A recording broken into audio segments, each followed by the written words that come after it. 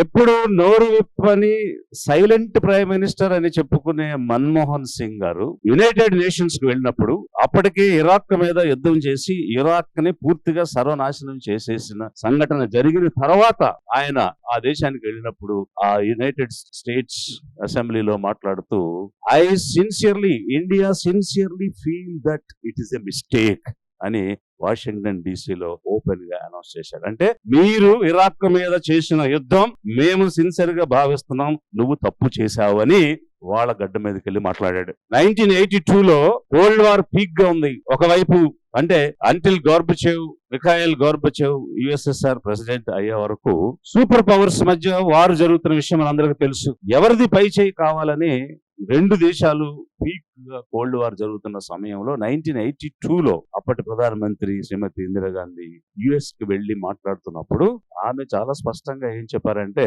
మేము అందరికీ స్నేహహస్తాన్ని అందిస్తాం, అదే సమయంలో ఒకరి స్నేహం కోసం ఇంకొకరి స్నేహం వదులుకోము అని వాషింగ్టన్ డీసీలో వాళ్ళ అసెంబ్లీలో మాట్లాడుతూ చెప్పింది.